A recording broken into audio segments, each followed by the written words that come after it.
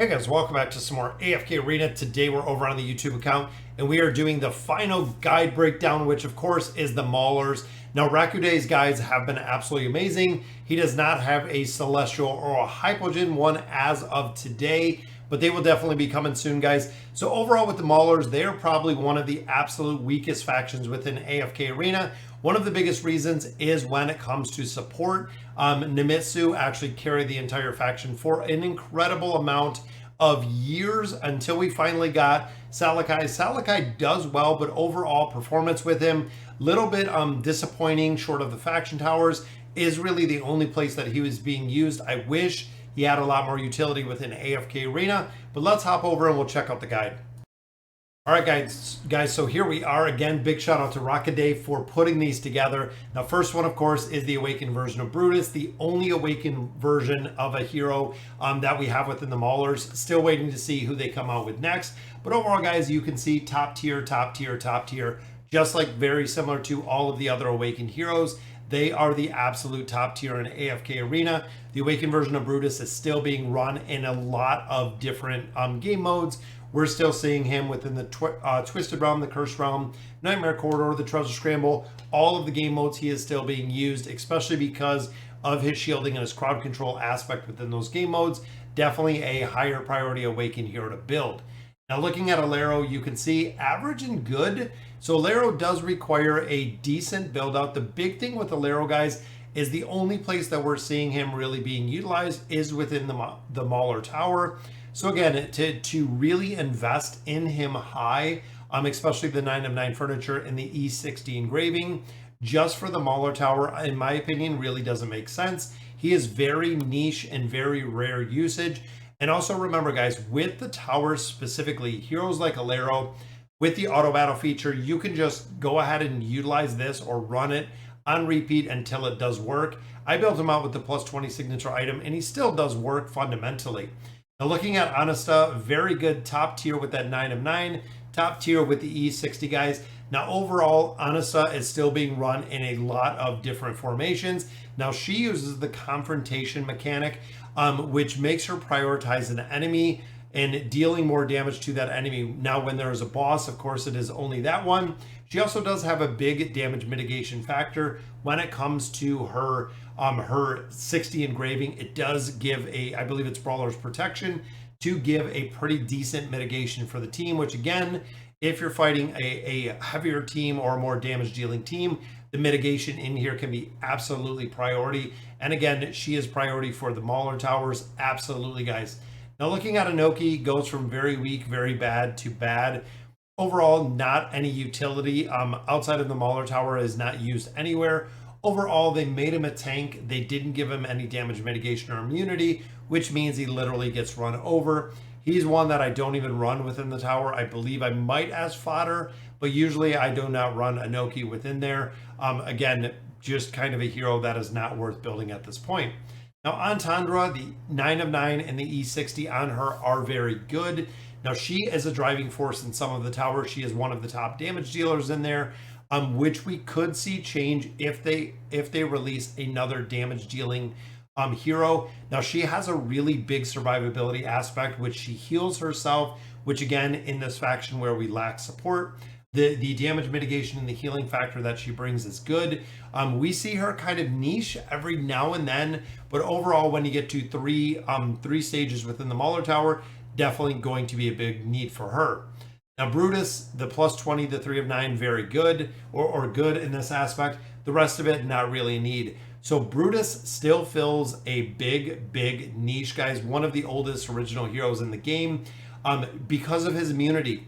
The immunity that he provides, the literally straight up immunity. We still see him ran in campaign formations. We see him in formations every now and then. Burst comps, of course, cannot kill him because he has that immunity right off the bat. So is he worth investing in? Not really. If you do the 203 again, you get a little bit more duration for the immunity, and then of course a little bit healing. That way when the immunity ends, he doesn't instantly die because he will be at full life. And there is no reason, of course, to engrave Brutus. Now looking at Crassio, guys, he is a relatively new, I believe is the newest Mauler that we have seen. Plus 30, 9 of 9, very good with the 9 of 9. With the furniture, the E30 is good. Overall, again, he is still being used within a couple different Cursed Realm comps. Also in the Nightmare Corridor as a best in slot. It's really a hero, again, that you're probably going to end up building just because of the damage factor when it comes to the Mauler Tower. When you start getting into multiple game modes or multiple floors within there, he is going to be one that you want. Also, the few niche places that he is used within the best in slot formations could make him really viable to build out, especially when it comes to that Mauler Tower.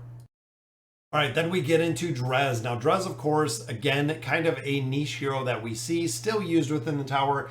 Big thing with him, guys, is the furniture. So his 9 of 9 furniture, the 3 of 9 and the 9 of 9 are the two biggest driving forces for the damage that Drez puts out. You can see the plus 20 signature item is good, the E60 is good, but overall we're seeing him with a lot less utility because we continue to get a lot more heroes. Even seeing Crassio in there, again, he kind of took some of the slots that Drez used to fill once upon a time, but right now, again, I wouldn't invest heavily into Drez. Short of used in the Mauler Tower, we're really not seeing much driving in there. Now, Granite, of course, gives a petrification when he dies with his plus 30 signature item. Most players will build him up to Mythic, get the plus 30 signature item essentially to get that ability and not build Granite any higher. There's no reason to put furniture or engraving on him. Guys, similar to a Khazard, the plus 30 signature item on this hero is all that you need, and he is still being used in campaign formations mostly that we're seeing him. Also, a rare Lucretia formation. We're seeing him every now and then kind of falling in, again, a couple of niche formations. Now, Khasos, you can see, guys, I would put bad to very bad pretty much across the board. He's a hero that is very dependent and amplifies Life Leech. Now, Life Leech, of course, is probably one of the absolute worst stats or attributes within AFK Arena, because if the enemy is shielding, Life Leech does 0, and now we have so many heroes that have shielding. Not really a big buff. I wish he brought more to a team. I don't know, and I'm still kind of questioning who they're going to make the Awakened Mauler, if it's going to be a support, if it's going to be someone like Khasos or Satrana. We are yet to be seen, but again, not really any utility in there. Now, bringing us to Kren, you can see very good, and very good. Good on the E60. Kren, of course, is still being utilized within the Curse Realm, within the Mauler Tower. Absolutely still seeing him in a couple other formations as well, depending on who you have built. Now, as a cheaper hero to do a lot of damage, we see him run a lot of times with the Awakened version of Baden within those Cursed Realm comps, because he still provides not only a lot of crowd control, but he also provides a considerable amount of damage if you have him built out. He's a cheaper version, especially if you don't have that Awakened version of Baden. He will work incredibly well in a bunch of different game modes. Again, campaign, Mauler Tower, he's used. First Realm, Temple Rift, we still see him every now and then. Nightmare Corridor, with some of the smaller groups, or again, depending on who you have built, Kren will be the one that you'll put in there. Then we get into Nemitsu. Now, he is the original support that tried to carry this faction for a number of years. You can see, guys, across the board, kind of average. When it comes to older heroes, the engraving doesn't really make a big difference for a majority of them. The newer heroes, when you get into Kren, engraving, but old heroes, guys, it doesn't seem like they really buff the engraving enough to really make a difference. But of course, Nemitsu is going to be the Mauler Tower. We also see him every now and then used within the Nightmare Corridor or the Cursed Realm because of the haste buff. He does provide a haste buff. So depending on the team you're running, we do see him every now and then. Now, looking at Safiya, the plus 20 signature item is good. The rest of it kind of bad. Not a lot of utility with her anymore, even with the Spectral Disruption. Used to amplify the damage, but now again, short of the tower, not going to see any use with Safiya. Now, looking at Salakai, you can see he just came off as good. We were really hoping for a solid Mauler support. Then they gave us Alero, which was just literally a slap in the face like another walker. Then they gave us Salakai, which Salakai was decent. Some players built him, but then they followed the next patch with Palmer, which essentially just got rid of Salakai in all of the formations that players were running him for essentially 2 weeks. So if you built him out short of the Mauler Tower, that is really the place that you're using him. Still waiting to see if he falls into another formation or if there's any place that we actually get to use this hero. Now, looking at Satrana, Satrana used to be a really big hero once upon a time, which I do say a lot. So Before, it was really the immunity she offered and also the healing negation.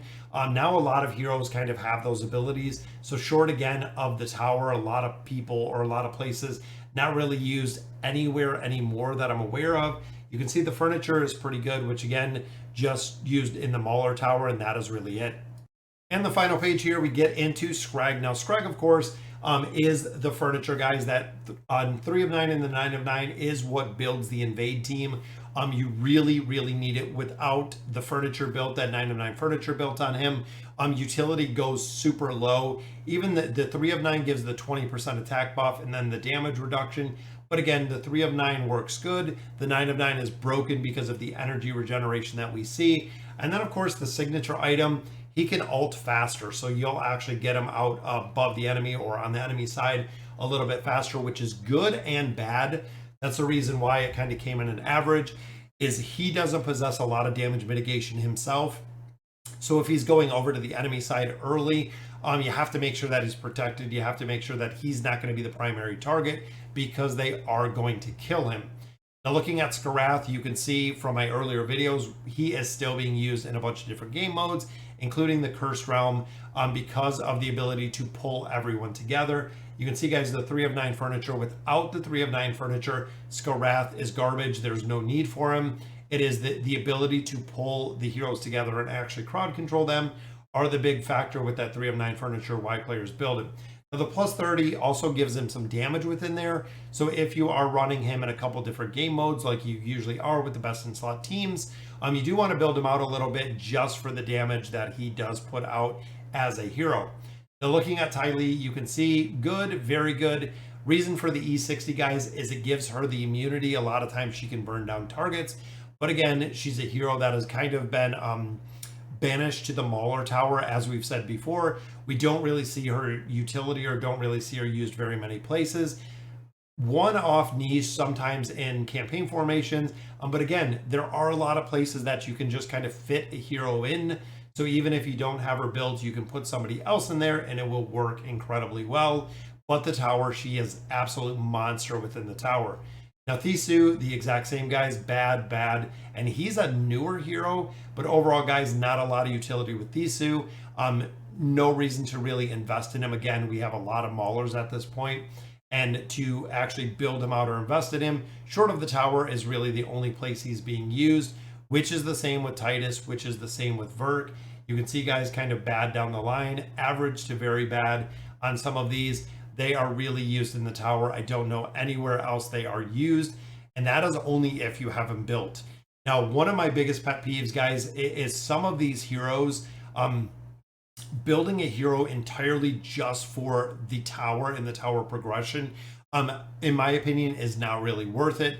You can gain a couple more levels. You can go through even with some subpar built heroes. It will work versus investing heavily into these heroes. Now, looking at Warwick, which is the final one, guys, you can see very bad kind of across the board. Now, he is still used for that bone breaking ability, the plus 20 signature item. Some players do build him out a little bit higher just for the survivability aspect, but overall, he doesn't have much survivability, and he is only utilized within boss comps, which again, for the defensive reduction that he provides. Now, again, guys, this will be our final guide until Rocket Day comes out with a couple other ones.